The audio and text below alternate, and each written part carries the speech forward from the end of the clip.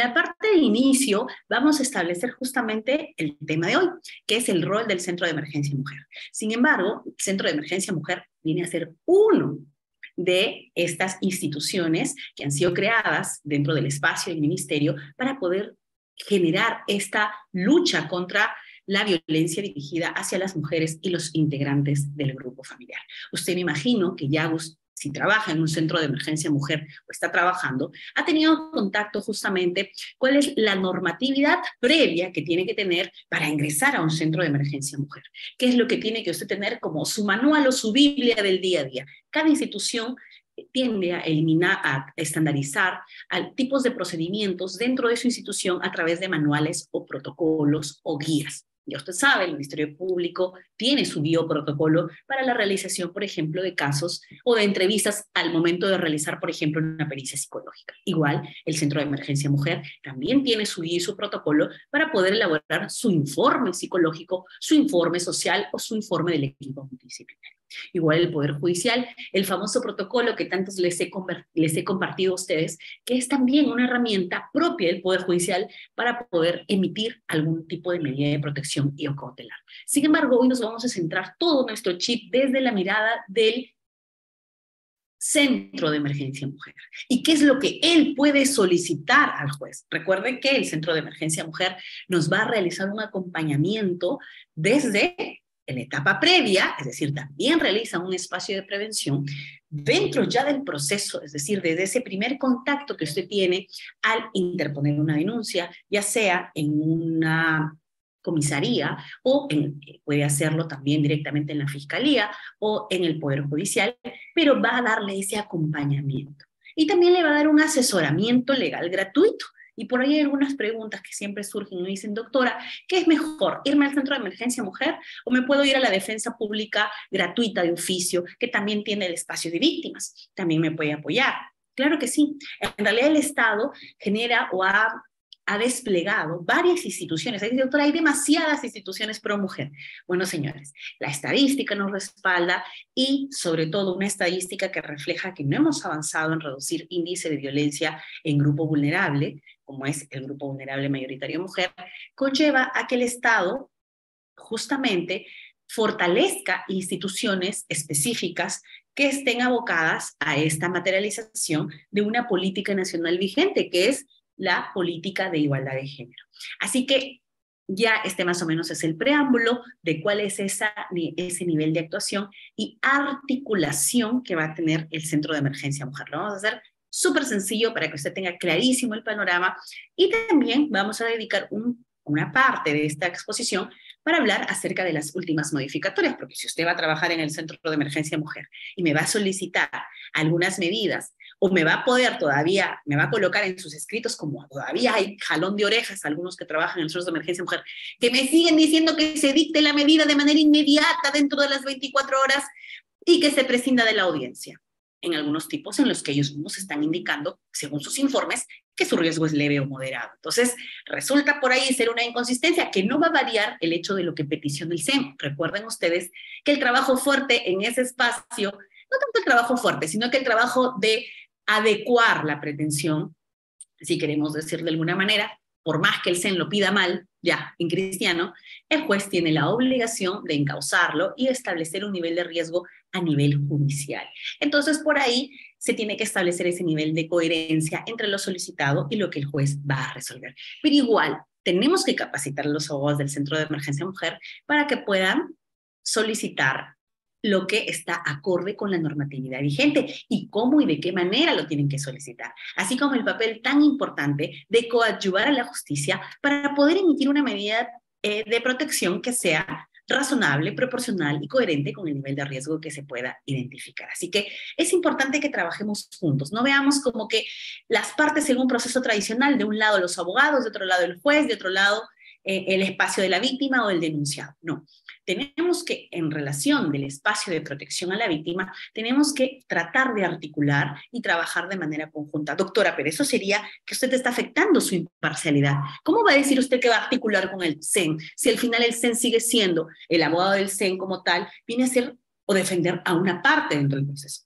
Sí, señores. Sin embargo, el trabajo articulado en esta lucha contra la violencia hacia la mujer, sí permite que se den canales de interoperabilidad o que se den canales también de apoyo interinstitucional. Hoy lo vamos a ver como, por ejemplo, cuando usted como juez puede solicitarle al CEN, ya que su equipo multidisciplinario del Poder Judicial no se abastece, no llega a provincia, no tiene la capacidad de lograr o poder realizar visitas domiciliarias como institución o como Poder Judicial, usted a partir de ese principio que está contemplado en su ley 3364, en su texto único ordenado, también texto único ordenado, ese principio de apoyo interinstitucional, que es importante. Y doctora, ¿también pueden colaborar los abogados? Claro que sí. El abogado puede colaborar dentro del proceso a través de visibilizar situaciones tal vez de vulnerabilidad, incluso del denunciado. Doctora, pero qué importante sería que el abogado pueda visibilizar por parte del denunciado algún componente de vulnerabilidad. Importante también, porque recuerden ustedes que ya hemos venido manejando los ejes, que por ahí si nos da el tiempo lo volvamos a volver a mencionar, pero ya el profesional como usted que ha venido siguiendo ya las capacitaciones en temas de violencia sabe que nosotros nos regimos por dos ejes, el eje de vulnerabilidad de la víctima y el eje de peligrosidad del denunciado. Y usted me dirá, doctor, y ahora me salió usted con que civilice una vulnerabilidad del denunciado. Claro, porque eso podría generar que en su ítem o su eje peligrosidad no llegue a un máximo de peligrosidad, sino que más bien inserta nuevos componentes.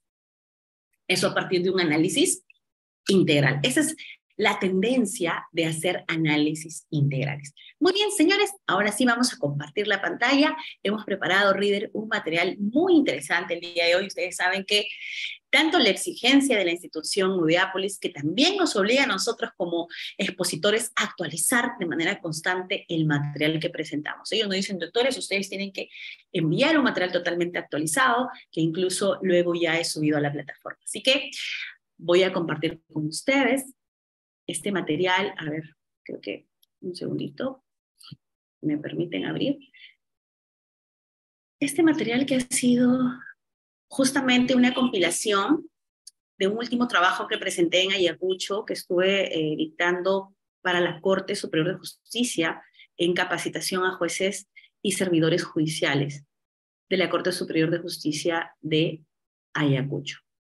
Importante estos espacios de capacitación a operadores de justicia. Ustedes en algún momento también me señalan, me dicen, doctora, qué bien que usted nos habla acerca de cómo usted viene resolviendo, pero eso no es la tendencia a nivel nacional, no manejan de esa manera que usted estaría indicándonos o ese abordaje que usted nos indica.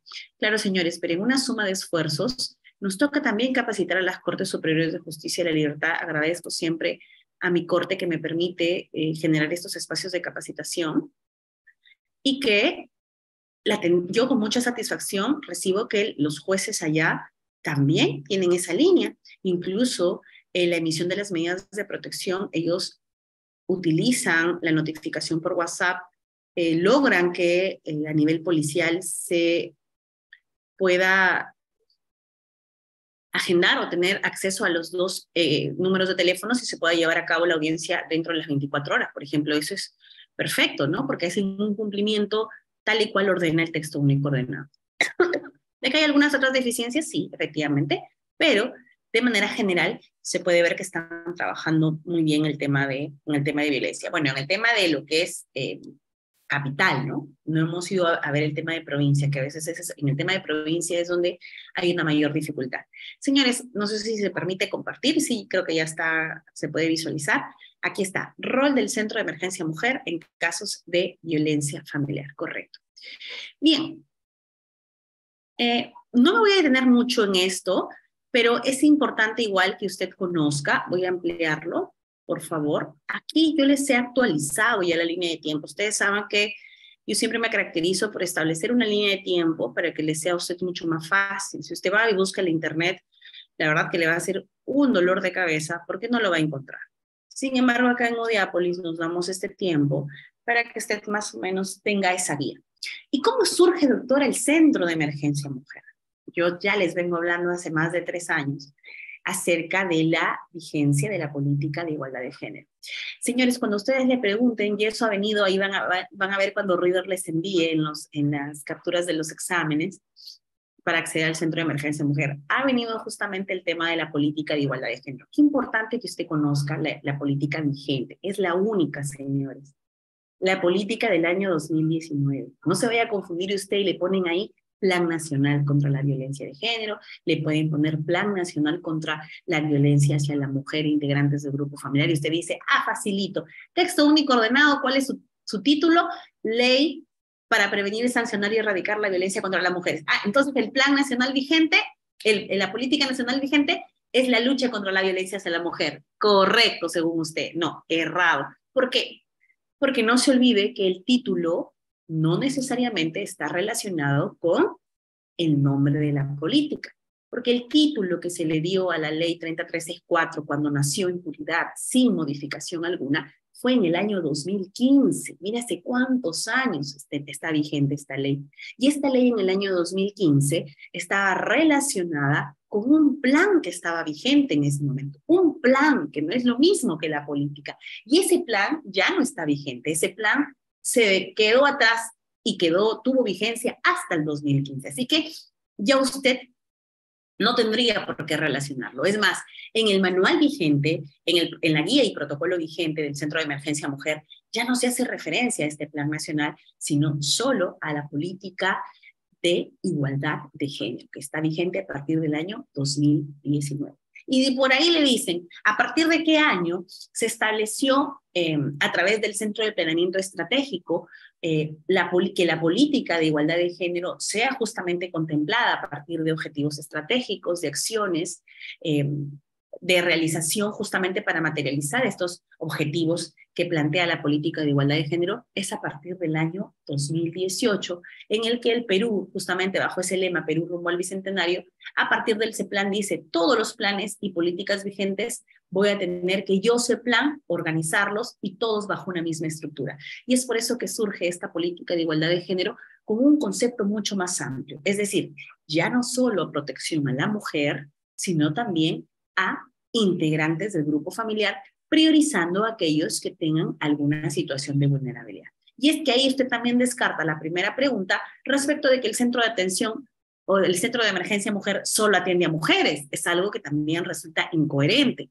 El centro de emergencia mujer no tiene por qué limitar el acceso ni discriminar, porque no sería su opción ni su origen.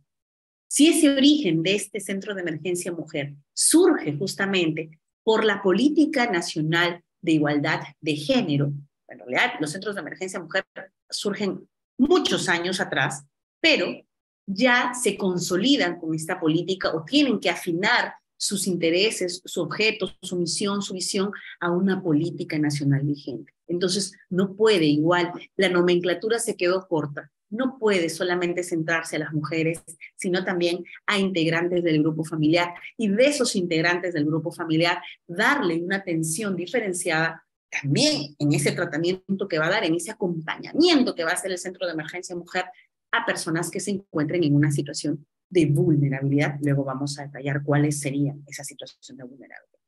Yo voy a regresar casi a la mitad de la clase a explicarles a ustedes este avance normativo.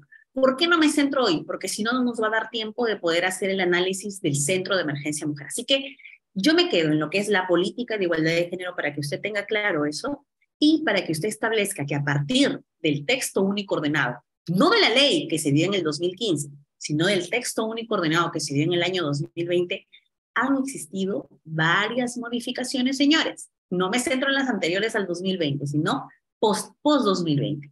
Y de esas vamos a conversar a la mitad de la clase, no ahorita. Ahorita nos vamos a centrar en Centro de Emergencia Mujer, pero voy a regresar a eso porque el que trabaja en el Centro de Emergencia Mujer tiene que saber cuáles son las nuevas herramientas normativas para nosotros.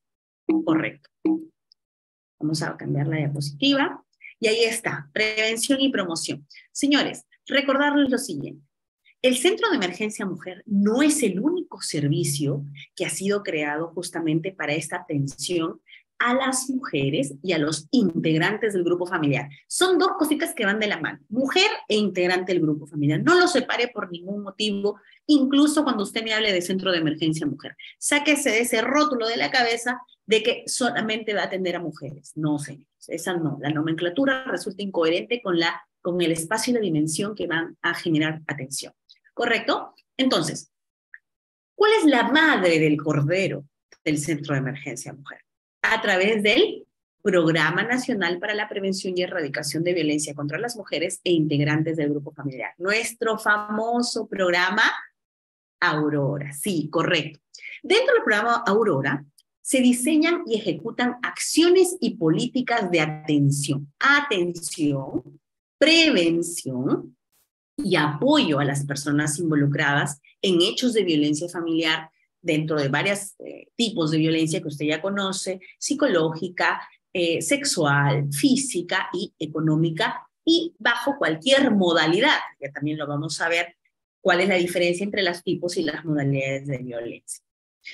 Y de alguna manera, este programa Aurora dice, voy a atenderlas, voy a darle este servicio, no solamente para que accedas, también para prevenir, también para reeducar, también para proteger tal vez a aquella persona que no tiene dónde ir en ese espacio de violencia y mejorar la calidad de vida de la población. Para eso el ministerio crea servicios de asistencia. Doctora, ¿cuáles son esos servicios de asistencia? Y eso le van a preguntar, porque usted no cree que solamente es el Centro de Emergencia Mujer. El Centro de Emergencia Mujer, si bien es cierto, es parte de un reflejo de una política nacional que ha logrado, de un plan nacional que ha logrado implementarse a lo largo de nuestro territorio peruano.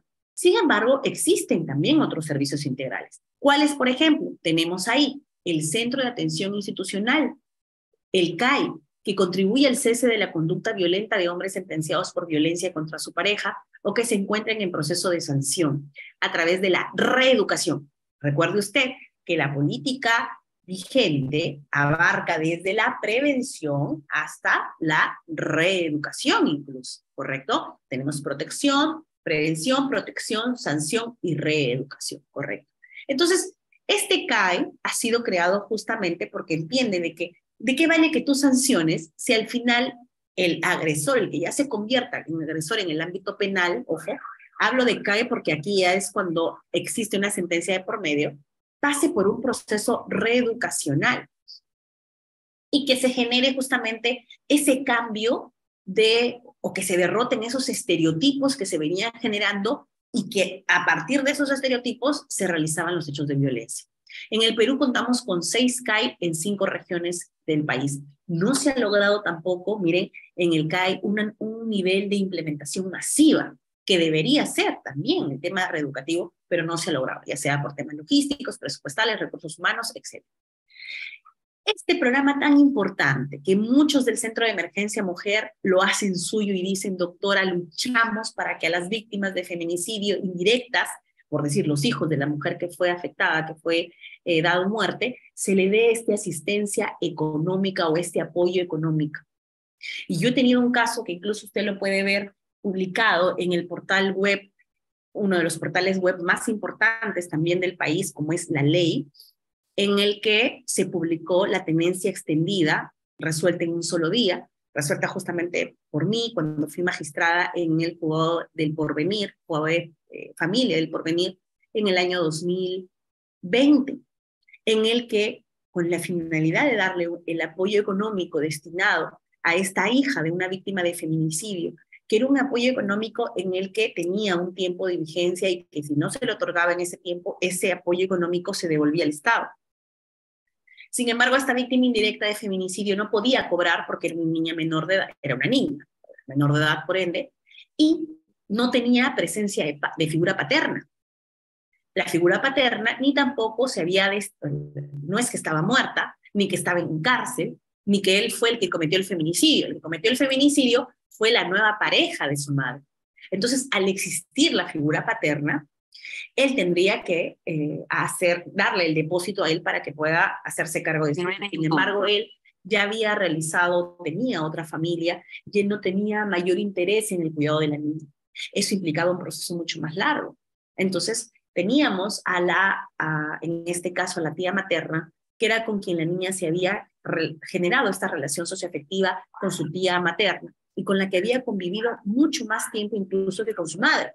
Cuando se genera este feminicidio, ella justamente recién, hace menos de 2 años, estaba recién conviviendo con su madre y con su nueva pareja, que fue el que fue sentenciado por feminicidio. Entonces, en ese espacio de urgencia, se tuvo que interponer la tenencia extendida y logramos darle todo ese proceso en un solo día, con la finalidad de que adicional a la tenencia extendida, al tener ya esta tía materna, la tenencia de la niña, se le pueda a ella realizar el abono como representante en este espacio de la niña y se pueda hacer el cobro de esta asistencia económica.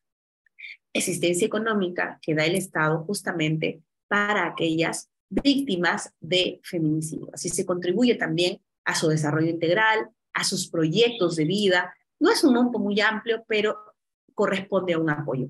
Miriam alzó la mano, tal vez es por error o quiere realizar alguna pregunta, tal vez todavía recién estamos iniciando la clase. ¿Qué te parece si en la parte final vamos a dar espacio a las preguntas, correcto? Si no, la puedes escribir en el chat y posteriormente la puedo leer. La población beneficiaria corresponde a niñas, niños y adolescentes, en algunos casos personas mayores de 18 años, pero casi como el tratamiento de alimentos, es decir, que estén realizando estudios superiores de manera satisfactoria y también a aquellas personas con discapacidad indistintamente de la edad que puedan tener, ¿correcto? También tenemos la estrategia rural. Miriam, ¿estás levantando la mano? Estimada Miriam, por Creo que favor, es sí, se ha informado que luego la doctora va a dar pase a las preguntas. Por favor, respetar, si no, se le va a dejar en espera en la sala. Adelante, doctora, por favor. escribirle en todo caso, por favor, reader, si les dices que al interno, ¿no? Escribirles que puedan escribir la pregunta y luego lo vamos a revisar. Hay que avanzar un poco con la clase porque si no también entiendan que hay muchos de los conectados que quieren avanzar con la clase y si nos vamos a las preguntas, a veces nos preguntan cosas que no tienen que ver con Centro de Emergencia Mujer y hoy tenemos la sesión programada para Centro de Emergencia Mujer, que es lo que a ustedes les va a servir si es que está dentro del centro o va a acceder al centro.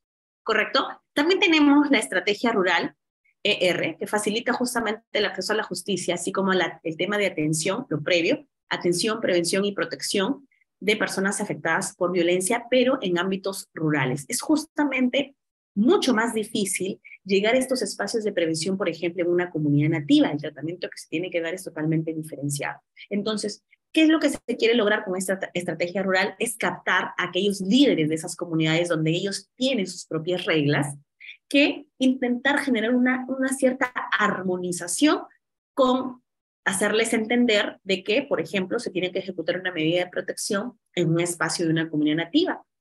Importante que el líder, el curaca o el jefe de esa comunidad nativa tenga relaciones o acercamientos con, por ejemplo, las autoridades que permitan, por ejemplo, los centros de emergencia mujer, la Policía Nacional, el Poder Judicial, el Ministerio Público, para que pueda ir mejorando esa calidad de vida dentro de la organización comunitaria. Correcto. Algo que funcionó mucho en el tiempo de la emergencia sanitaria, dada la imposibilidad de poder acudir físicamente a una comisaría, fue la línea 100 y también el chat 100, dos de los servicios integrales que fueron muy usados en ese espacio. La línea 100 que brinda información y orientación y consejería, incluso no solamente en castellano, en quechua, en aymara, y que funciona de manera rápida porque puede usted noticiar, no necesariamente siendo víctima, señores. A partir de la línea 100, usted, por ejemplo, tiene al vecino que escucha que está golpeando a la vecina o a la mamá que está golpeando a los hijos, y usted podría, a partir de la línea 100 o el chat 100, poder anoticiar este hecho. Luego, la línea 100 reporta al Centro de Emergencia Mujer, justamente le realiza ese reporte de los datos específicos y se puede hacer luego una visita domiciliaria para ampliar el caso, ¿no? Si corresponde generar ficha o no. Bien, otro servicio importante es el servicio de atención urgente, SAU, que justamente brinda atención a las víctimas de violencia donde se encuentren o hayan sucedido estos hechos de violencia. Y señores, algo que estamos luchando bastante, incluso a partir de que los gobiernos locales y los gobiernos nacionales ya tienen la posibilidad de poder insertar dentro de sus específicas de gasto el presupuesto para la creación de hogares de refugio temporal. Sí, señores, se logró este año, a inicios de año, en marzo, se emitió este decreto que permite que los gobiernos locales y regionales, no solo el gobierno nacional, pueda insertar este gasto respecto al equipamiento de hogares de refugio temporal. Que he visto que los centros de emergencia mujer coordinan muy bien el espacio del hogar de refugio temporal, incluso cuando ya piden la medida cautelar de un albergaje, ya ellos han coordinado previamente. Eso es importante, señores, porque cuando usted como abogado del Centro de Emergencia Mujer solicite el albergaje, por ejemplo, muchas veces la juez le va a decir que se ordene el albergaje, pero previa coordinación con el CEN para ver la factibilidad de poder insertar a la mujer dentro de ese albergue y según disponibilidad del espacio. Por eso es importante, y ese es el trabajo que usted puede dar, es el plus que usted puede dar en su entrevista, diciendo que previamente a la solicitud de medida, usted ya coordinó, porque es igual va a ser el trabajo de usted. Usted ya coordinó previamente ese espacio. Puede coordinar con algunas entidades, incluso organizaciones internacionales que tienen una sede y que permiten este dinero para poder alquilar, por ejemplo, un espacio, ya que no hay un hogar como tal constituido, o con la propia municipalidad que tiene un recurso propio para poder hacer el pago económico de un cierto número de días para que la mujer pueda tener ese refugio temporal. Señores, eso es uno de los, ¿cómo puedo decir? Ese es uno de los cuellos de botella. Cuando usted le pregunten en la entrevista cuáles son una de las problemáticas importantes que usted identifica, es justamente el tema de los albergajes para las víctimas de violencia. No tenemos un número de albergaje como espacio seguro y temporal que brinden específicamente esa protección, la alimentación, atención por psicología, enfermería, que se le pueda dar ahí, por ejemplo, incluso algunos talleres de productividad para las víctimas de violencia, etc. Esto es uno de los principales problemas que tenemos dentro de esta lucha contra la violencia, que es el albergaje temporal en algunas víctimas que deciden salir del ciclo de violencia y tienen dependencia, es decir, tienen hijos, por ejemplo, que dependen de ella, ¿no? Entonces, es una situación mucho más difícil. Por ahí escuché tal vez a la representante de la ministra de la Mujer cuando dijo, pero ¿para qué crear más hogares si la idea es activar la medida cautelar de retiro del agresor? Es mejor que el agresor salga y que la víctima continúe en casa. Claro, señores, sin embargo, ya vamos a regresar a la diapositiva inicial, donde usted va a ver la línea de tiempo y cómo se está endureciendo el espacio de retiro del hogar. Ya no va a ser una medida cautelar tan rápida de dictar ante todo tipo de riesgo. No, señor, usted va a tener un limitante para poder dictar o solicitar. Bueno, solicitarla puede solicitar sin limitante, pero para que se la otorguen va a ser una tarea mucho más difícil. Así que necesitamos fortalecer igual la creación de hogares de refugio temporal. Correcto. Y miren, el famoso CEN. ¿También, doctor, es un servicio especializado? Sí. Es un servicio público especializado, interdisciplinario y gratuito. O sea, usted no tiene que pagar absolutamente nada. Y este CEN va a brindar una atención integral, ya sea para contribuir desde la protección, recuperación, acceso a la justicia de la persona afectada por el hecho de violencia e integrantes del grupo familiar. Y asimismo, el CEN no solamente va a trabajar con la víctima, sino también va a trabajar con la población. A ver, doctora, entonces, ¿y la DEMUNA no hace también eso? La DEMUNA no trabaja, por ejemplo, en ese espacio de, imaginemos, niño, niña y adolescente, ¿no hace también sus campañas de prevención, doctora? Es que, señores, la suma de actividades para poder luchar contra la violencia, más es más en este espacio. Usted no se confunda, usted no se preocupe. Sin embargo, el Centro de Emergencia Mujer como tal va a ser este servicio que lo he diferenciado de los otros servicios que he mostrado en la primera diapositiva. Este servicio es integral, es decir, la víctima dentro del texto, porque eso es lo que le van a preguntar, pero no es lo que en realidad va a suceder muchas veces con la víctima, no es que la víctima llega al Centro de Emergencia Mujer y es como que el paraíso, llegué al paraíso, porque voy a tener asistente social, psicóloga, voy a tener acompañamiento antes, incluso si tengo duda, denuncio o no denuncio. Doctora, ¿qué es mejor, denunciar o no denunciar? Doctora, ¿qué solicito? ¿Mejor retiro o mejor yo me voy al albergue? Doctora, ¿la tenencia temporal como medida cautelar o no? Doctora, ¿que se me fije una pensión anticipada de alimentos o no?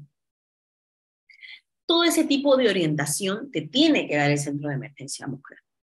Una orientación que va previa a la denuncia, durante la denuncia Porque durante la denuncia, señores, por más que el proceso de violencia sea un proceso sencillo de actuación inmediata, en el que incluso no se requiere abogado, va a conllevar, por ejemplo, a que cuando el efectivo policial le dé a usted un oficio que vaya al Instituto de Medicina Legal, hay muchas usuarias que no saben dónde queda el Instituto de Medicina Legal. Hay muchas usuarias que no tienen incluso el recurso económico para trasladarse al Instituto de Medicina Legal y que no conocen el funcionamiento de las instituciones, no tendrían por qué conocerlo, y que se sienten desorientadas. Imaginemos a una mujer vulnerable, quechohablante, que llega a que se le brinde este servicio y sin el apoyo del Centro de Emergencia Mujer, solamente estaría en ese apoyo los efectivos policiales, y muchas veces el efectivo policial solo cumple su trabajo dentro de lo que le corresponde, que es llenar la ficha de valoración de riesgo, realizar el acta de denuncia, la declaración por ahí si tiene de las partes y punto.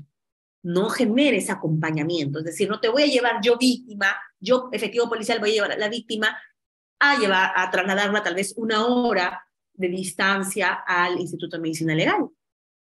Entonces, ese acompañamiento, ¿quién te lo puede hacer? El SEM. Ahora, no solamente eso, en ese proceso tú puedes tener algunas situaciones que podrían llevarte a una afectación. Y lo que le busca el sistema de protección no es que conlleves a una afectación. A veces me preguntan, doctora, ¿tiene que necesariamente decir que hay una afectación en el informe o en la pericia para la violencia psicológica? Señores, en mi ámbito de protección es no. Pero en mi ámbito de sanción, ahí sí, tu prueba idónea va a ser justamente ese informe. Pero en mi ámbito de protección, no necesariamente, ¿correcto? Eso lo vamos a ver más adelante. Entonces, este Centro de Emergencia Mujer es un servicio público especializado e interdisciplinario. No solamente te va a ver el área legal, también el área psicológica, también el área social, dentro de sus asistentes que realizan una función ahí para poder hacer importante, por ejemplo, para mí de mucha ayuda, las visitas domiciliarias y los informes sociales que involucran, por ejemplo, la distribución de espacios en los que habitan los integrantes del grupo familiar. Para mí es importante eso. Ahora, por ahí puede ser que le pregunte, señor, que en todo el Perú actualmente, según este dato que hemos obtenido de la página del Ministerio de la Mujer, existen 245 SEM regulares y un SEM en centro de salud en Piura. En una última capacitación que asistí respecto a, organizado por el Ministerio de la Mujer, referían justamente que su proyección de los SEMs es convertirse justamente en centros de atención mucho más integrales, es decir, que también exista un médico de cabecera, en algunos SEM tienen un médico de cabecera, en algunos otros no, para que puedan dar esa atención inmediata a las víctimas de violencia.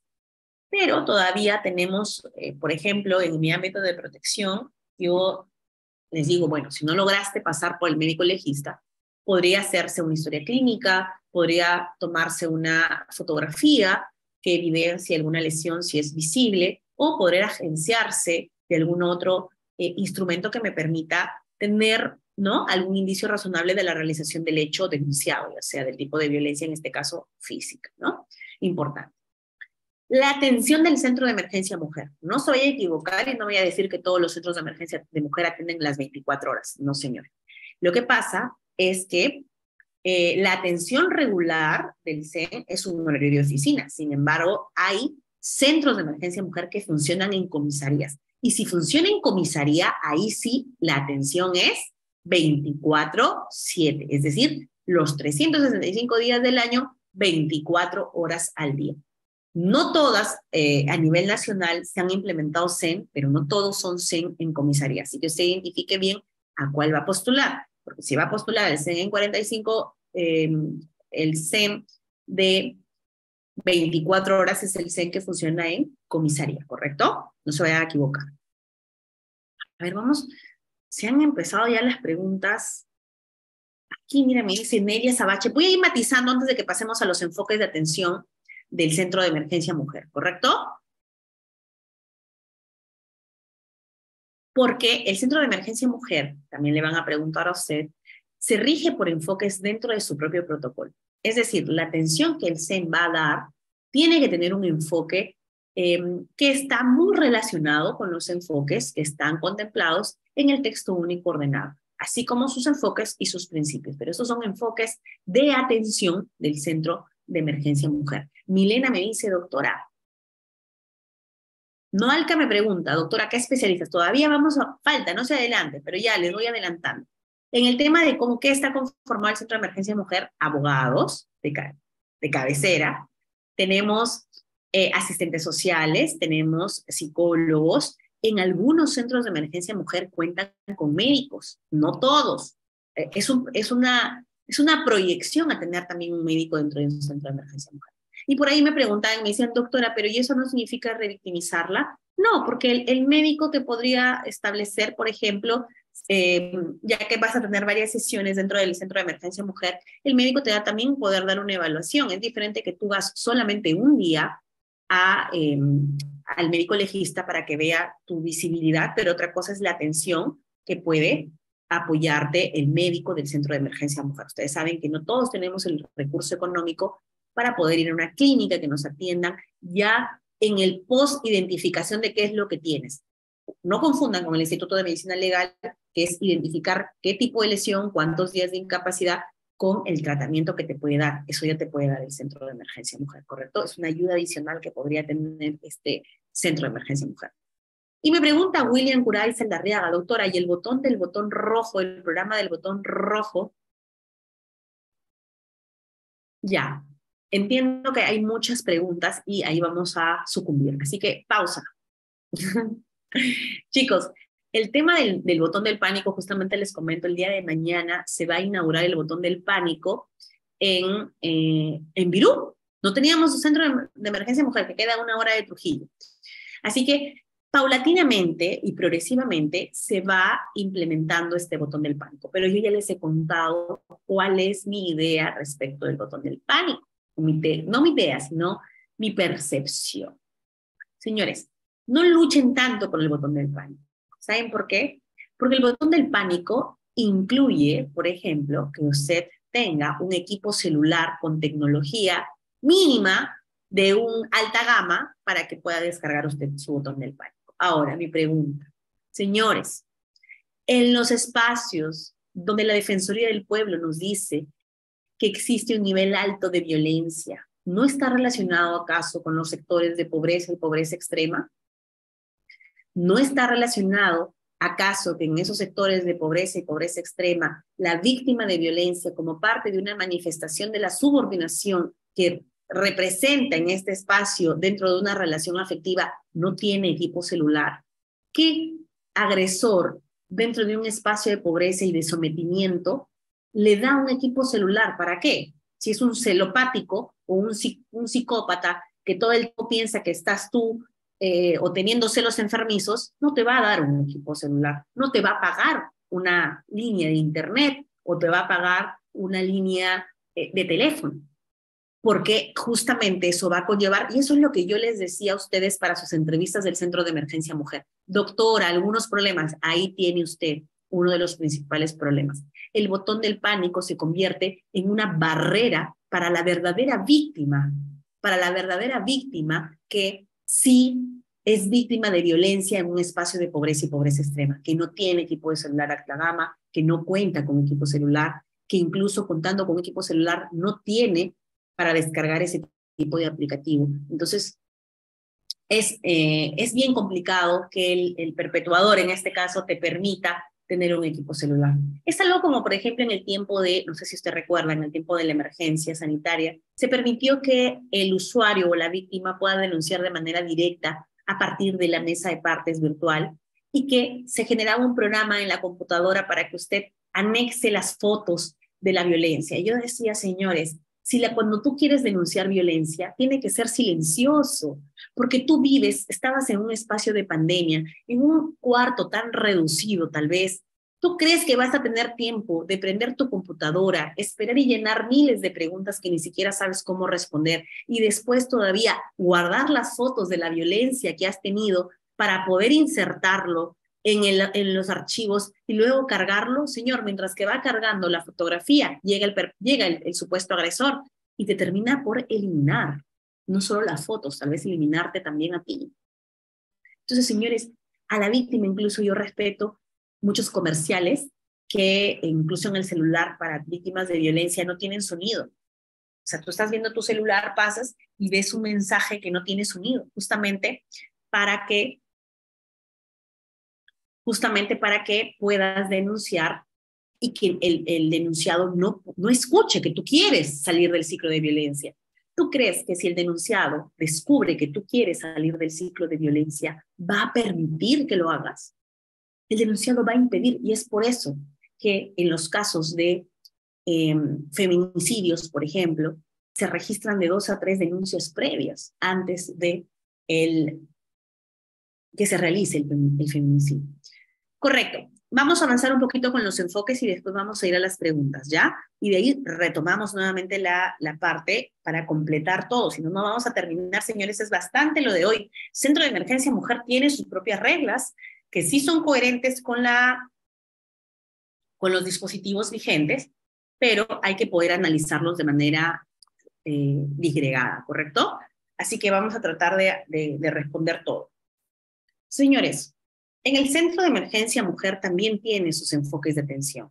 Y esos enfoques de atención, sobre todo, yo he estipulado aquí los enfoques que son mucho más relacionados con situaciones de poder identificar algunas cuestiones de vulnerabilidad. Por ejemplo, el enfoque de derechos humanos. Este enfoque justamente se fundamenta en el respeto a la dignidad de toda persona, quien por su sola condición de ser humano es titular de derechos, siendo este titular de derechos un centro de acción del Estado.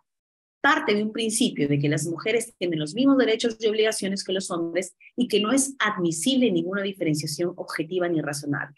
Doctora, ¿por qué el CEN tendría que tener este enfoque de derechos humanos? A ver, ¿por qué el CEN tendría que analizarlo? ¿No lo tendría que analizar el juez, el enfoque? No, señores. En el enfoque de atención del CEN sí, porque el CEN es el que va a captar justamente ese caso y con un enfoque de derechos humanos, él va a solicitar una medida de protección, una medida cautelar, pero analizando justamente y diciéndole al juez lo siguiente: señores, dentro de una relación afectiva, por ejemplo, existe situaciones de subordinación, existe algunos estereotipos marcados dentro del propio espacio cultural, ya vamos a ver ese espacio también de interculturalidad, pero puede ser amalgamado con las situaciones que dentro del espacio en el que usted va a recepcionar esa denuncia, tiene que priorizarse justamente la igualdad y que no se debe admitir diferenciación ni discriminación alguna, salvo aquella discriminación positiva que yo ya le enseñé o aquella diferenciación positiva cuando se trata del tema de mujeres. Correcto.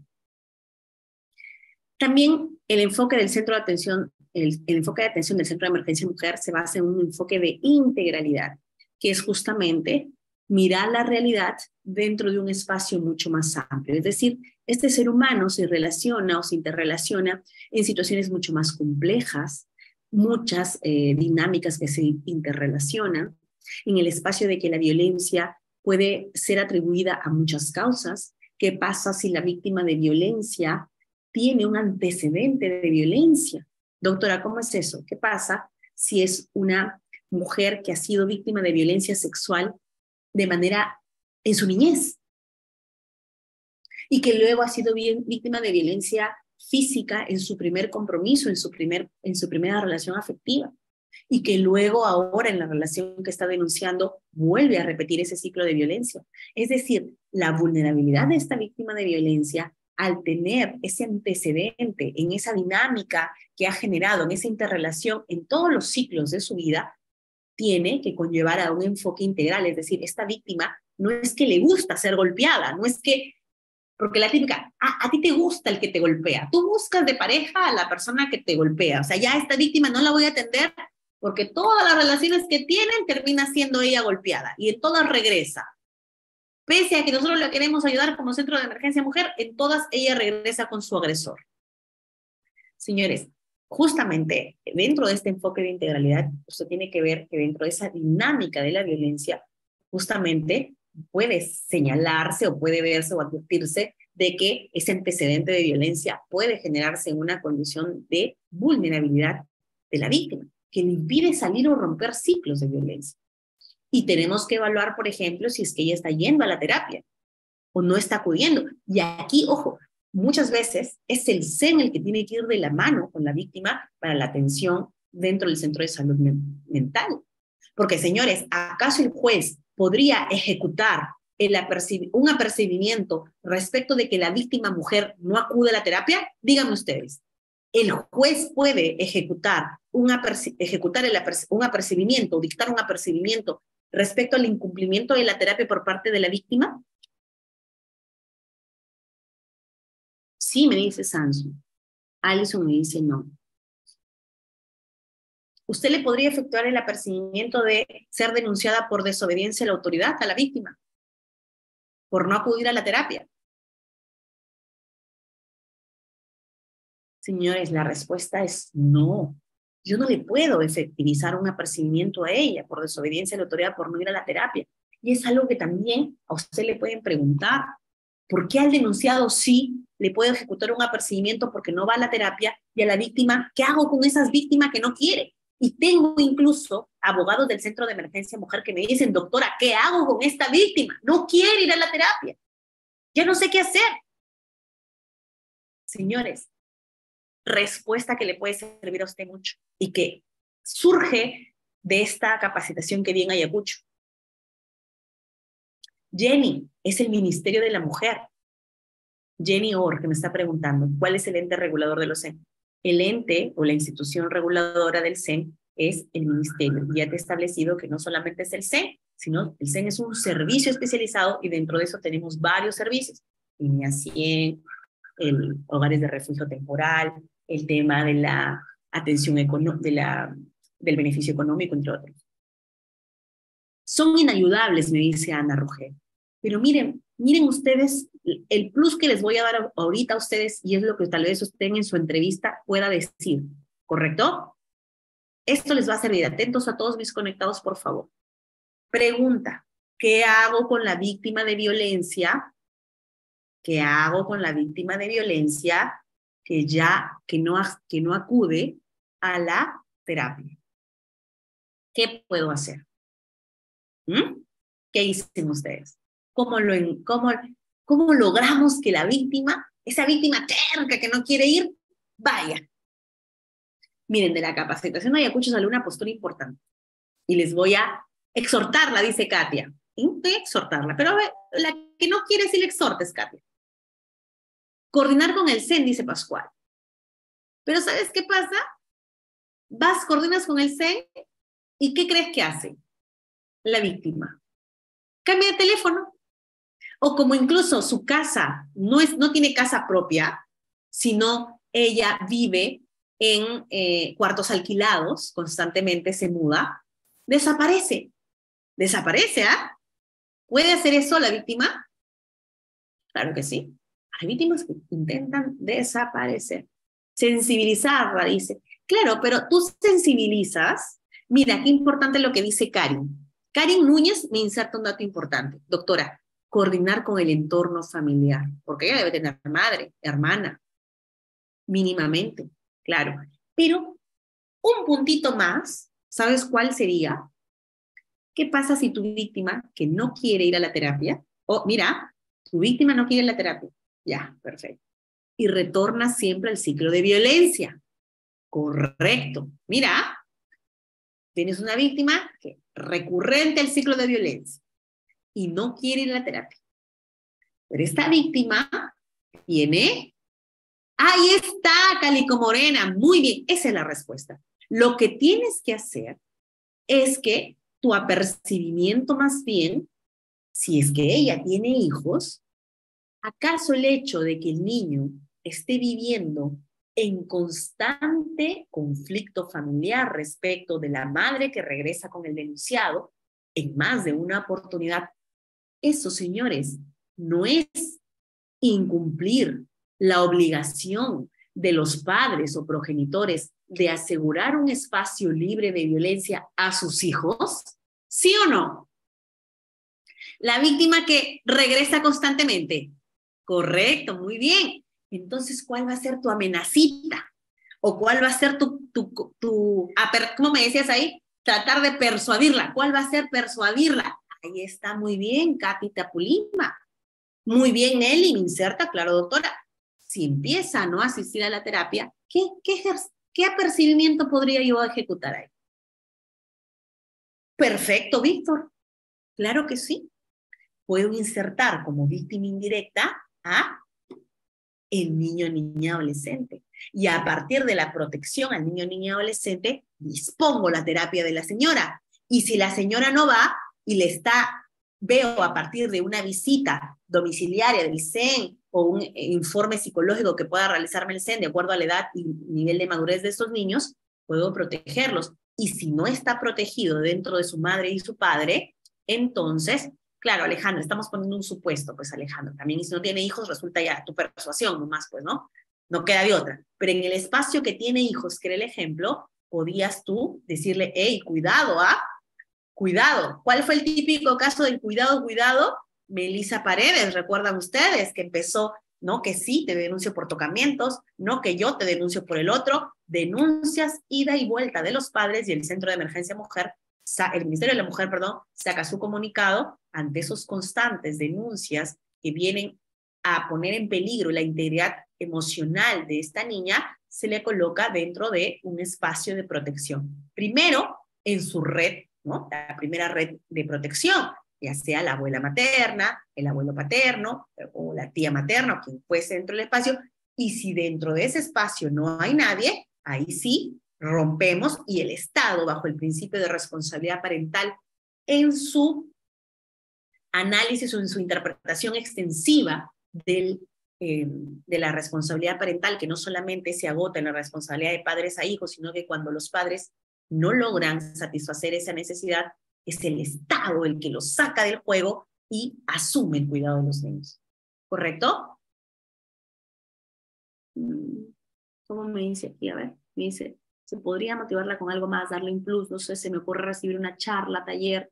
Claro, el tema el tema de salir del ciclo de violencia involucra una participación del Estado y acción conjunta, ¿no? Incluso de la empresa privada, como en algunos casos, por ejemplo, la actuación de Sullana. Yo siempre resalto mucho lo que hizo el presidente de la Corte de Sullana, que todas las que eran víctimas de violencia, no como un regalo, sino como parte de un fortalecimiento de sus capacidades, se les dictó un curso de atención al usuario. Entonces ellas podían ser las personas que te entregan el ticket o las personas que te indican dónde queda el juzgado, puede decir así, cosas muy genéricas, pero ya tuvieron una capacitación, ya tienen una certificación que les habilita para realizar algún tipo de trabajo, ¿correcto? Sino que estábamos hablando de casos algo muy rápido, en el tema de que tú me hablas, que es un tema mucho más completo, puede demorar más tiempo, pero tú tienes una situación en la que el Centro de Emergencia Mujer identifica que esta víctima está retomando y está afectando a estos niños. Entonces, insertan a los niños y ahí sí, ese apercibimiento va a saber que la señora va a ir sí o sí porque tiene miedo a perder a sus hijos, obviamente. Ahora, hay mujeres que no les interesa ya absoluto ni siquiera el tema de los hijos y ya tú podrías actuar de otra manera, ¿correcto? Bien. Anita me dice, doctora, hay víctimas que en realidad no les interesa ningún servicio, que simplemente prefieren ser violentadas y que incluso, miren, yo he tenido casos de arresto ciudadano. Arresto ciudadano cuando hay hombres que en la calle pública o en el espacio público golpean a sus parejas y que generan ese arresto ciudadano. Se notifica, se le da noticia a la policía, detienen en flagrancia y la señora misma empieza a defender a su supuesto agresor y no desea que lo lleven a la carceleta, llora, va al juzgado y pide que no, por favor, ella no ha puesto ninguna denuncia, que fue un malentendido, etc, etc, etc. Claro, señores, pero eso es parte de un ciclo de violencia, ¿correcto? Me dice Edwin, ¿qué pasa si no la víctima no remota la relación? Entiendo eso. La separación es definitiva. ¿Se puede obligar a continuar con las terapias? Como te digo, Edwin, el tema de que tú te separas del denunciado no tiene que influir en el tema de la terapia. La relación puede terminarse. Katia, claro, puedes ponerle ese apercibimiento, pero sería ya un apercibimiento muy fuerte, ¿no? De la desprotección como tal. En todo caso, tiene que ser, tú sabes que en todo lo que tiene que ver con niño, niña, adolescente, y retirarlo de su espacio, núcleo familiar, es progresivo. Pero ya poniéndole el apercibimiento de remitir copias en todo caso, ¿no? De remitir copias a la unidad de protección especial para que evalúe, ¿no? Ahora sí. ¿Por qué? es progresivo todo, siempre es progresivo. Nada puede ser extirpar. Los niños no son objetos, nada para que sean movidos extirpados. En el tema de que si la relación termina y la terapia continúa, señores, la relación como tal no va a determinar el fin de las terapias.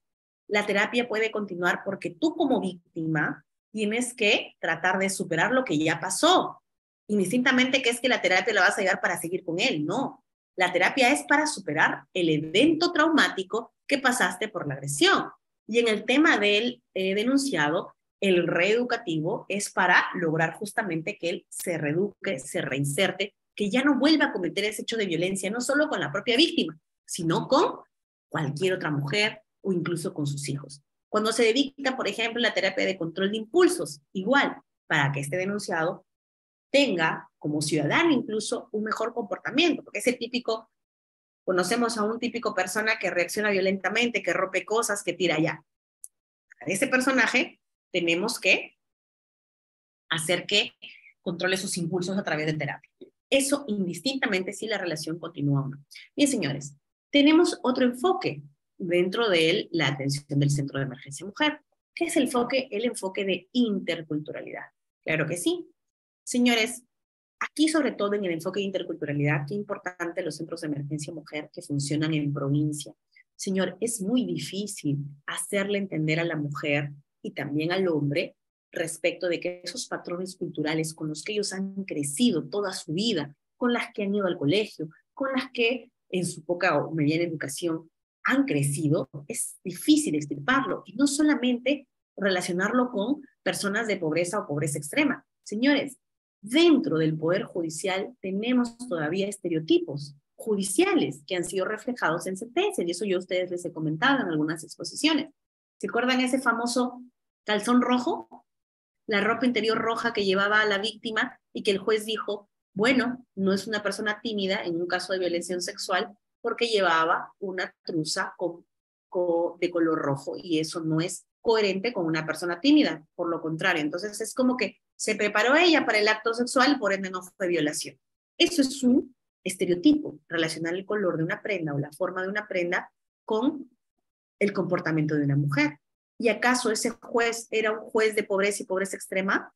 No, era una persona preparada, era una persona que debió haber eliminado los estereotipos judiciales y no los logró eliminar y los vio reflejados en una sentencia. Entonces, señores, el enfoque de interculturalidad va a conllevar mucho al lenguaje que puedas utilizar tú como abogada del Centro de Emergencia Mujer para poder, un juez machista, me dice Ana. ¿Pero qué crees, Ana? Muchos pensamos que en este caso, de la sentencia del calzón rojo, fue un juez, ¿no? Uno piensa, fue hombre. ¿Qué crees, Ana? Fue mujer. Era jueza, Nelly.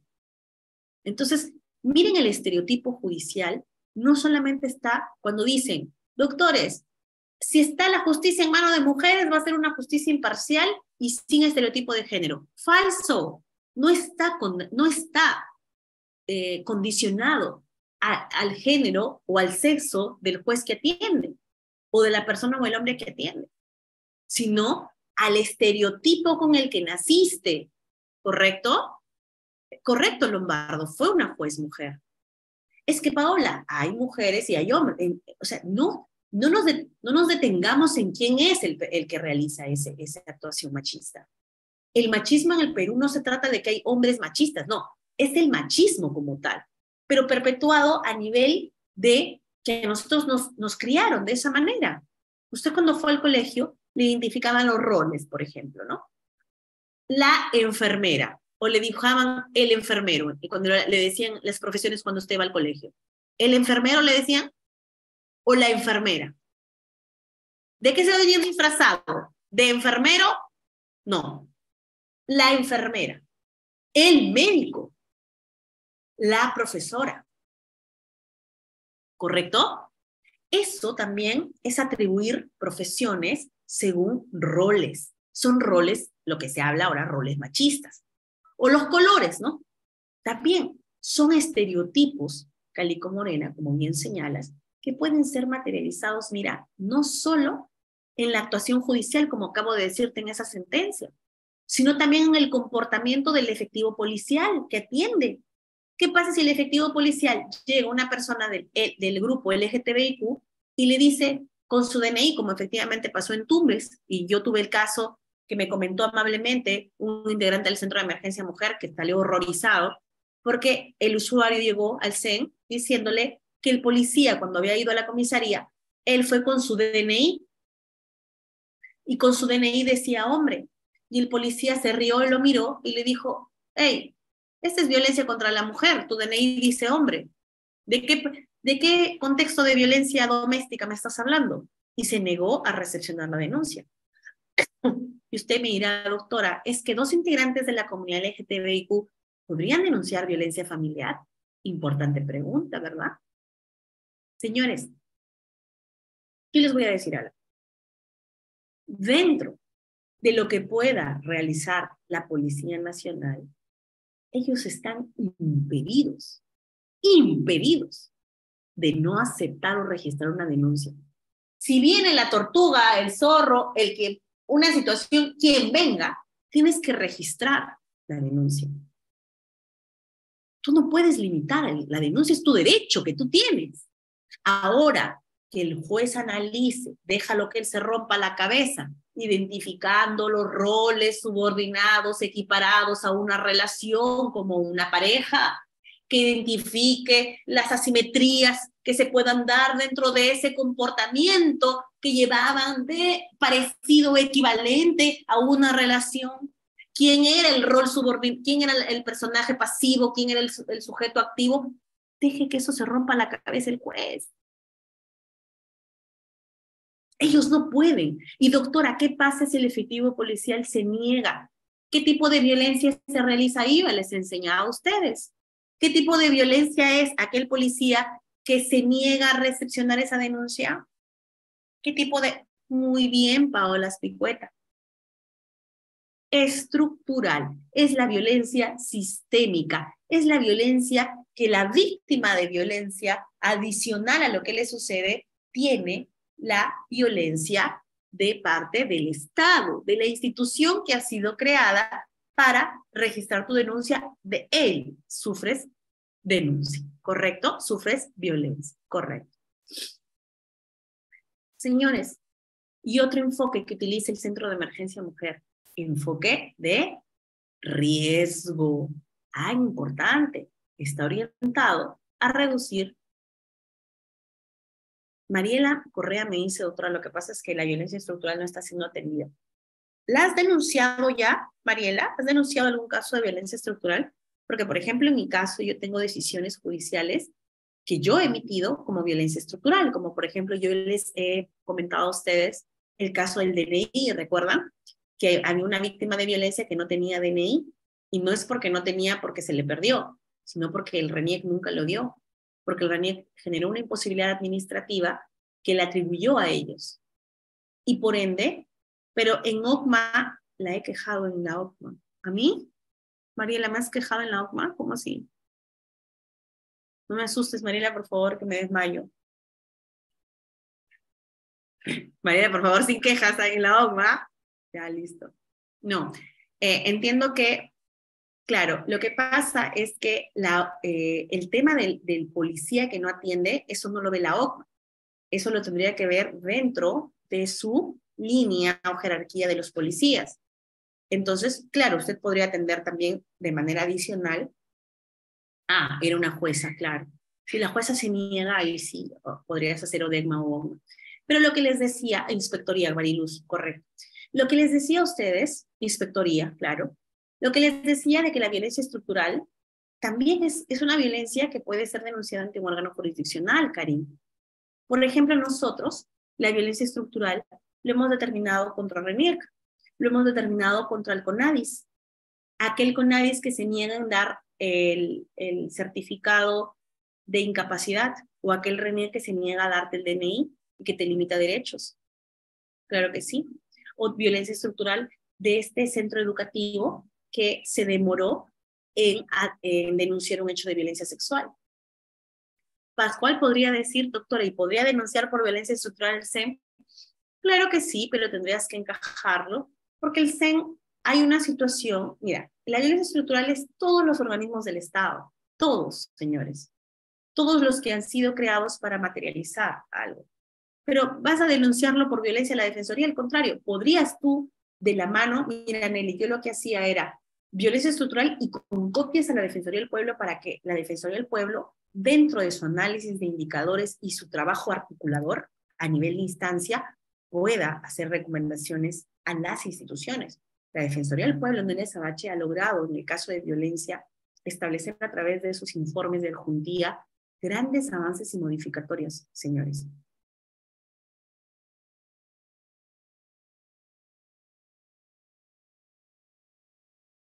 A ver, Freddy está en contra, por ejemplo, dice de las denuncias que no tienen pies ni cabeza. Correcto, Freddy. Eso también es un sentimiento de muchos, los que indican que la ley de violencia no sería un espacio de sobreprotección a la mujer. Pero te comento, Freddy, algo importante si es que eres abogado. Ese espacio de que la denuncia no tenía ni pies ni cabeza, cada vez va quedando atrás. ¿Por qué? Te invito, Freddy, a que revises, anota bien, la ley 31715, que es la modificatoria. A esa, Freddy, tú debes anotar y decir, hey, ¿sabes qué? 31715 dice claramente que si la denuncia no tiene sustento, entonces no puedes emitir una medida de protección. Y con eso sería tu fundamento para tu apelación dentro del tercer día de notificado.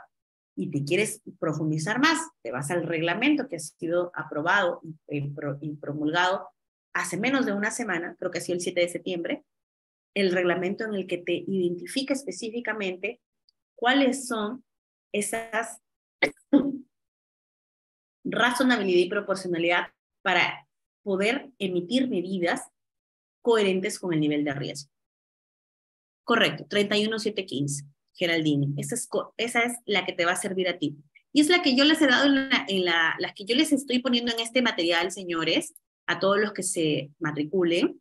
Aquí van a tener ustedes en mi primera diapositiva, sino que hoy la clase no es de eso, por eso es que yo decidí dejarlo al final, pero ya que ustedes me están preguntando, aquí está, en su línea de tiempo, el 21 de marzo, salió la 31715, incluso en mis diapositivas yo le he hecho un resumen para cada punto por punto.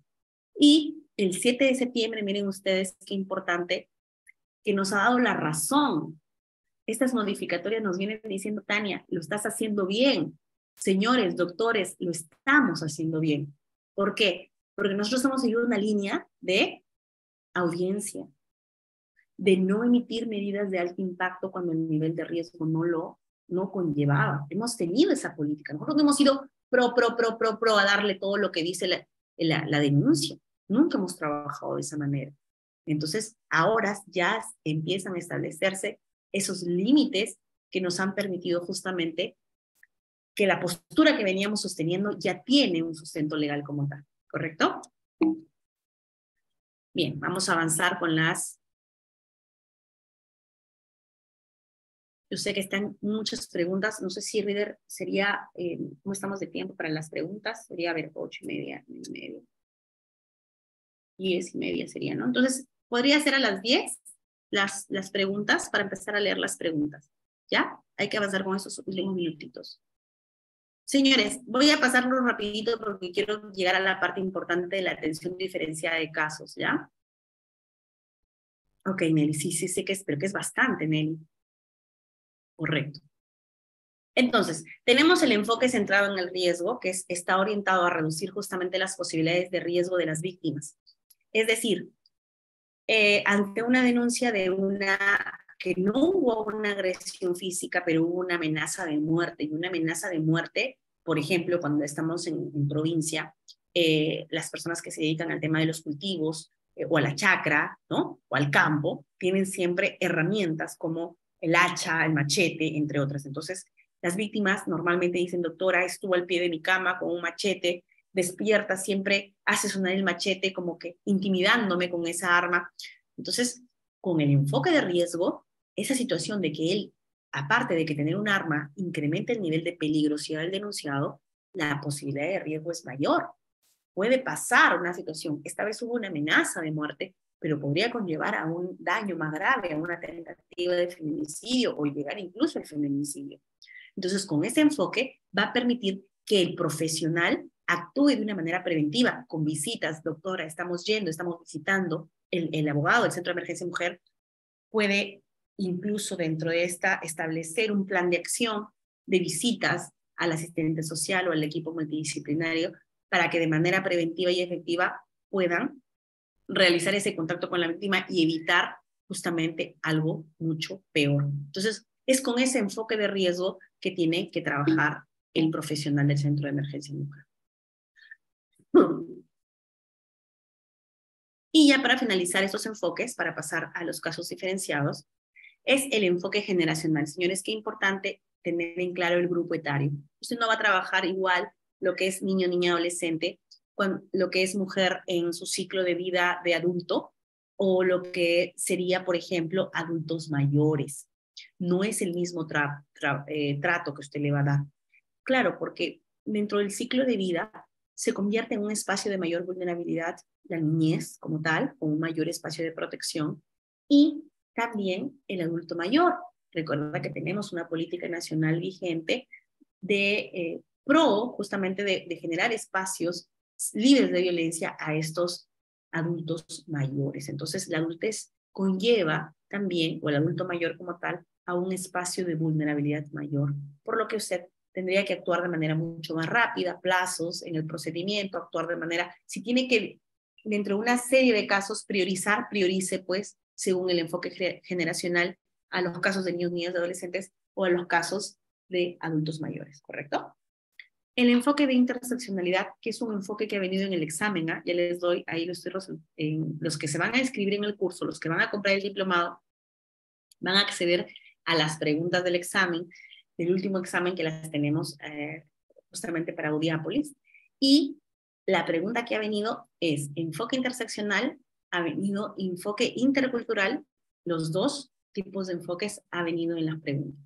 Y recuerde usted algo facilito. El interseccional es cuando confluye más de uno. Por ejemplo, no solamente el tema de la etnia, el color, la religión, la opinión política, el estado civil, orientación sexual, sino puede confluir más de un componente de vulnerabilidad. Todo ello sumado va a hacer que usted no solamente sea una víctima de violencia, sino puede tener una múltiple victimización en este espacio, es decir, que tenga más de un componente de vulnerabilidad. Y eso es ese enfoque interseccional. Entonces usted no solamente va a verse influida esta víctima por uno de los componentes de vulnerabilidad, sino más de uno. Es importante este enfoque porque les permite que le dé una atención diferenciada también. Por ejemplo, que ha sido víctima de violencia no solo por su condición de mujer, sino por su grupo etario, que tiene 16 años y que ya está embarazada, por su estado gestacional, grupo etario, por su condición de pobreza, por su orientación sexual. Imaginemos que es una migrante, una refugiada. Entonces, son componentes, va sumando a la bolsita de vulnerabilidad y tiene que tener un trato diferenciado a partir de este enfoque. El enfoque territorial también, que está mucho más asociado a la gestión social integral, descentralizada, participativa. Por ejemplo, el tema de la migración por trabajo. En el tema de provincia hay un alto índice de violencia generada por la migración, personas de la selva o de la sierra que apuntan a la costa como fuente de trabajo y que esa migración conlleva a que sus espacios familiares también generen esa migración, es decir, migro con todo y mi familia, como parte de esa cultura de protección a su familia. Sin embargo, esos conflictos muchas veces se trasladan desde una zona hacia la otra, o si no, cuando dejan a la familia en su zona de origen y solamente uno de ellos en búsqueda de trabajo migran hacia otro lugar, generan otro espacio familiar, una nueva familia, una familia paralela, y generan nuevos conflictos también familiares. Entonces, eso conlleva también a que usted haga un enfoque de territorialidad. El enfoque centrado en la víctima como sujeto de derecho para protegerla y el enfoque de ciclo de vida, es decir, a esta persona que ha venido siendo afectada durante todo su ciclo de vida. Es decir, de niña fue víctima de castigo físico, tal vez fue una víctima de desprotección, posteriormente durante su ciclo de vida ha sido víctima de violencia de anteriores relaciones, y eso le ha impedido que salga del ciclo de violencia o que repita los ciclos de violencia, ¿correcto? Esos por este lado los enfoques. Y ahora, esto rapidito nada más, equipo y gestión de profesionales del SEM, que puede ser también que sea parte o abordado dentro de la temática de Centro de Emergencia Mujer.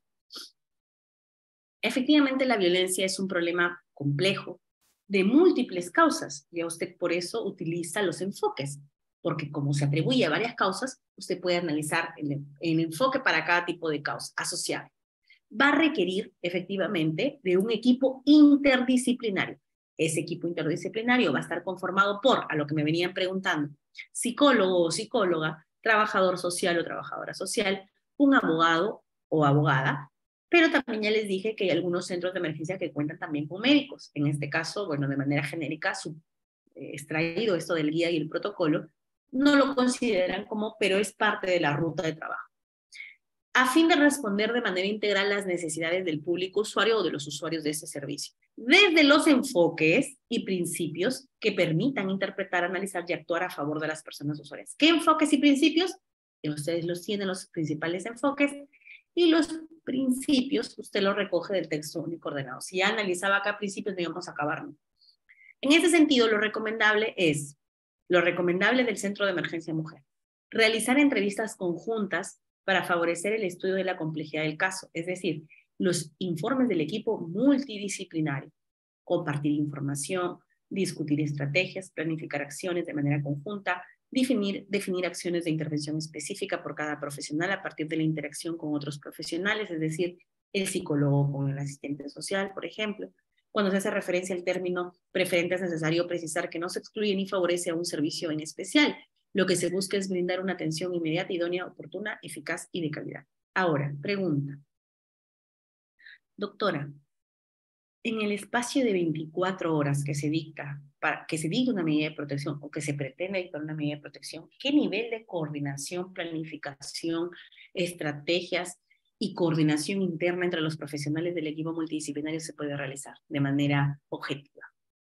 Es difícil, señores. Por eso que muchas veces lo que se pretende, por ejemplo, en casos de violencia psicológica, que es la que yo recomiendo, que el equipo del Centro de Emergencia Mujer, cuando recibe una denuncia por violencia psicológica, no de frente, por ejemplo, si ella dice, hoy me dijo tal insulto, por ejemplo. Yo no digo ni desmerezco el insulto, sino que puede venir acompañado de ahí sí un acompañamiento a la víctima, porque como el nivel de riesgo vendría a ser un riesgo leve, podría darte espacio de realizar un informe mucho más detallado, realizar una visita, conversar incluso hasta con el denunciado. Señores, eso va a permitir, porque normalmente en ese tipo de riesgo leve, cuando es por adjetivización o insulto, la pareja retoma la relación.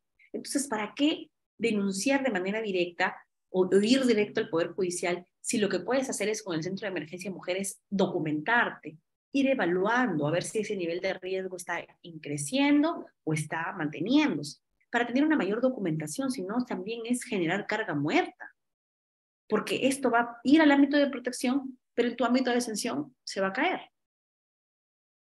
Ahora, si bien es cierto, son ámbitos diferenciados, pero de todas maneras yo considero, ¿no?, a manera de que ustedes puedan aportar también dentro de los CEN, que cuando se trata de riesgos leves, se pueda dar este espacio de estrategia, de actuación conjunta, de realizar informes que pueda permitir hacer un análisis mucho más interdisciplinario, ¿no?, en el tema de riesgos leves. En el tema de riesgos ya moderados o graves, por ejemplo, violencias sexuales o demás, la actuación tiene que ser mucho más rápida y no nos va a conllevar tal vez a realizar un nivel de planificación mayor, en tanto el número de casos es bastante también.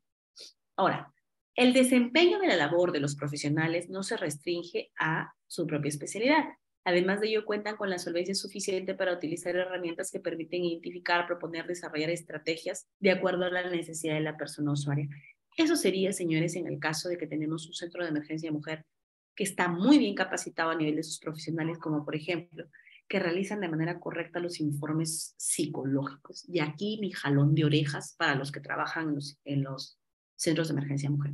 Señores, ¿cómo queremos o cómo pretendemos que el informe que realiza el equipo multidisciplinario o el informe psicológico que realiza el CEN sea equiparado a la pericia psicológica del Instituto de Medicina Legal? Primero, en el protocolo de pericia del Instituto de Medicina Legal son mínimo de sesiones. Tienen un mínimo de sesiones para poder determinar si hay afectación o si hay una reacción ansiosa asociada al evento o cualquier otro resultado. En cambio, el informe que realiza muchas veces el Centro de Emergencia Mujer es solo una entrevista. Y en una entrevista, señores, se va a poder llevar a determinar si es que hay una afectación o no, y así queremos equipararlo. Entonces, yo también considero, señores, que debemos fortalecer a los profesionales del equipo del Centro de Emergencia Mujer. Si no, ese informe al final va a ser cuestionado en audiencia de sanción, en el ámbito de sanción, y no, lejos de ayudar a la víctima, no le va a ayudar. ¿Correcto? Bueno, esa es mi apreciación. Ahora, ¿usted puede dar atención diferenciada de casos? Claro que sí. La atención diferenciada se va a dar, por ejemplo, si usted como abogada del Centro de Emergencia Mujer va a analizar casos de niñas, niños y adolescentes, va a tomar ciertas consideraciones específicas, como por ejemplo, en el caso de niño, niño y adolescente, reducir tanto como sea posible el estrés que atraviesa el niño, niño y adolescente a lo largo del proceso de atención, como por ejemplo, evitar que el niño permanezca, incluso que vaya a una comisaría. En algunos casos, por ejemplo, yo le solicito que se generen espacios adecuados. La comisaría no es un espacio adecuado para un niño, niño y adolescente. Incluso siendo él el que va a denunciar algo o el que podría denunciar algo o un hecho de violencia, es tratado muchas veces junto con las personas que están en la comisaría que han cometido algún tipo de ilícito o tienen algún conflicto con la ley penal. Entonces, esa apreciación que tiene el niño podría generar una afectación mucho mayor en él, el solo tener contacto con la comisaría, ¿correcto? Mejorar la articulación y coordinación entre organismos para optimizar las prácticas de abordaje que recibe un niño o niña adolescente, víctima directa o indirecta. Miren, ¿qué es lo importante? Cuando usted tiene un caso de niño, y eso es lo que le pueden preguntar, usted de manera inmediata, incluso yo también les capacito a los policías y les digo, señores, ustedes de manera inmediata tienen que coordinar con los organismos encargados de la protección del niño, niña y adolescente. Primero, establecer la línea de entorno de apoyo directo. Si es que no hay línea de entorno de apoyo seguro directo, entonces noticiar de manera directa a la unidad de protección especial o a las de MUNAS, de ser el caso, en el que no funcione UPES, para que puedan dar ese apoyo a este niño. Ese niño no se puede quedar en calle, no se puede quedar en la comisaría, si es que no hay línea de entorno de apoyo. Reconocer que los niños, niñas y adolescentes son vulnerables solamente por el grupo etario en el que se encuentran y que la forma que usted va a tener comunicación con él va a tener que establecer su nivel de madurez y sus necesidades individuales especiales. Debe procurarse la protección y bienestar del niño, niña y adolescente cerca de su familia durante el proceso. La entrevista que pueda ser realizada al niño, niña, adolescente tiene que ser preferentemente por la psicóloga. A veces, por ejemplo, llega un niño, he tenido varios casos de adolescentes que llegan a denunciar hechos a la comisaría y está presente la abogada del CEN, pero siempre la abogada del CEN tiene que pedir de manera especial que esté presente la psicóloga en esa declaración. Es importante que esté presente el profesional en psicología al realizar la entrevista. Y también que esta entrevista solamente se ve en una sola oportunidad. Por eso cuando nosotros tenemos casos de niñas, niñas y adolescentes a nivel de denuncia de castigo físico, por ejemplo, nosotros con la actuación que se da a nivel policial es suficiente. Ya en audiencia, a nivel de judicatura, no volvemos a preguntarle sobre el hecho, porque eso podría generar una revictimización, ¿correcto? En el caso de abuso sexual, por ejemplo, no se explora a detalle cómo sucedió el hecho de violencia. Eso no es importante para nosotros. Deje que eso lo hagan ya en cámara GESEL. No es necesario que el Centro de Emergencia Mujer tenga que detallar en específico cómo se realizó ese acto de violencia sexual. Tratar al niño y al niña adolescente como un sujeto de derecho es tomar en cuenta su opinión y respetar su identidad. Realizar actividades lúdicas, eso también es importante, pero eso casi no se hace. Miren, yo trabajo ya bastante tiempo en el tema de violencia y cuando veo casos de niños, no se les genera un espacio y un ambiente de seguridad para ellos. Reconocer que ellas, al ser afectadas por violencia, pueden ser también víctimas directas o víctimas indirectas. El Centro de Emergencia Mujer debe evitar que tengan contacto con cualquier adulto que pueda alterar su integridad emocional y afectar su actuación. Eso es en el caso diferenciado para niños.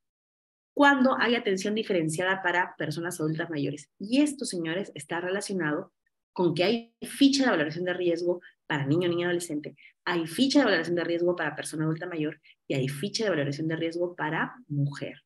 ¿Ficha de valoración del hombre hay? No, no hay del hombre. Y eso no es discriminación por si acaso. No me vengan que no, que se genere su ficha de valoración del riesgo del hombre. No. Y eso no impide tampoco que a nivel judicial se identifique el nivel de riesgo. Bueno, seguimos con la atención diferenciada en casos. Personas adultas mayores. En el espacio de persona adulta mayor, usted tendría que establecer el lugar en el que se desarrolla la entrevista, deberá determinarse en función de las características de este adulto mayor y del caso que está acogiendo. Por ejemplo, si la persona le es difícil acceder hasta la comisaría, tendría que ser el profesional el que acuda a la casa del adulto mayor, ¿correcto? Informar de manera clara y detallada al señor cuál sería el proceso de violencia que va a conllevar a darle un espacio de protección, porque muchas veces los adultos mayores no entienden o se aturden con una situación que pueden decir ellos, no, no quiero denunciar porque eso me puede perjudicar, ¿no? Respetar también su decisión respecto al consentimiento informado, de la toma de fotografías, de que ingresen a su casa, entre otras cosas. Si es que hay personas con discapacidad, también hay que hacer una atención diferenciada.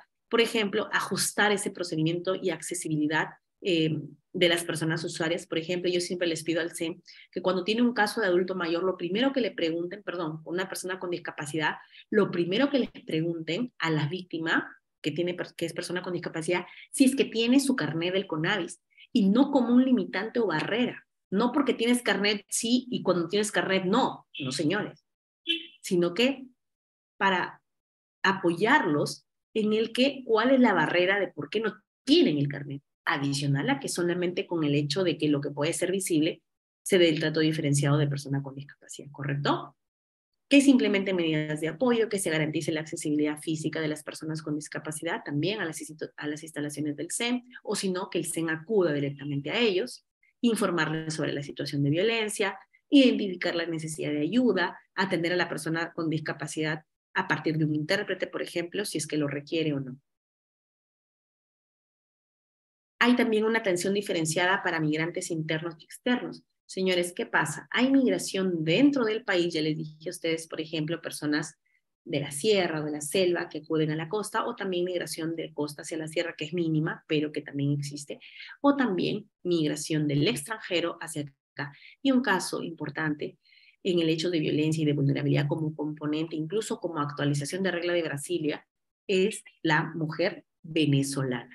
La mujer venezolana en el caso peruano ha conllevado a un estándar de atención diferenciada porque ha sido víctima de violencia, incluso violencia sexual de mujeres menores de edad, ¿correcto? Entonces también se le brinda la información de la legislación vigente porque es por un tema de dónde ocurre el hecho de violencia en el espacio territorial, no por la nacionalidad de la persona o por o la nacionalidad de la persona donde vive, ¿no? No donde nació, sino, o su nacionalidad, sino dónde se encuentra. ¿Correcto? Incluso también se puede establecer niveles de coordinación a nivel de embajada o consulado para poder establecer su red familiar. Les comento, yo tuve un caso de un niño de 15 años que vendía en las calles, que la fiscalía de por sí retuvo porque se encontraba bajo un espacio supuesto de desprotección, no tenía red familiar de apoyo, su familia está en Venezuela, él también era venezolano, pero a través del consulado se logró establecer un canal para un salvoconducto de este niño para que pueda llegar en óptimas condiciones hasta Venezuela. Por ahí hubieran algunas situaciones que decían, doctora, pero si una persona que está en el Perú y que está trabajando a los 15 años para solventar a su familia, es ilógico que usted lo lleve nuevamente con su familia porque él va a volver a regresar al Perú porque la condición económica en Venezuela era terrible. Sí, pero tendríamos que asegurar el entorno familiar. Yo no podría establecer el salvoconducto para que toda su familia venga al Perú. ¿Correcto? También hay una atención diferenciada en los casos de las personas LGTBIQ. Claro que sí. Reconocer que esa atención a las personas LGTBIQ no exige la creación de nuevos derechos, sino que lo que se trata es justamente de no discriminarlos y de registrar sus denuncias, de atender su caso. Si él dice, he sido golpeado por mi pareja, si es un hombre y otro hombre en el que señala, he sido dentro de mi relación, he sido maltratado, golpeado, flagelado, hay que tomar la denuncia, hay que darle el contexto y que luego ya el juez determine si corresponde o no dentro de esa figura, establecerá su relación de subordinación o no, pero hay que atender y hay que acompañarlo en ese caso. No podemos discriminarlo ni excluirlo por no tenerla, por no ser mujer como tal, que nos llevaría a un ilógico de que es centro de emergencia mujer, ¿correcto? Una atención diferenciada de personas dependientes y víctimas indirectas en las que se detectan factores de riesgo por parte de la persona usuaria. ¿Cuáles son los principales riesgos de la persona usuaria? Por ejemplo, algunos riesgos que se pueden dar en temas de salud, en temas psicológicos, en el que ya haya sido agredida previamente o haya tenido uno o más atenciones anteriores de ciclos de violencia y que siempre retorna dentro de ese ciclo de violencia. Entonces, siempre ahí hay que tomar en cuenta una atención diferenciada. Para personas desaparecidas también en situación de vulnerabilidad, igual hay que articular el Centro de Emergencia Mujer para apoyar la difusión de notas de alerta proporcionadas por la Policía Nacional para poder identificar casos de desaparición de mujeres. Muy bien, señores, eso ha sido todo lo concerniente a Centro de Emergencia Mujer.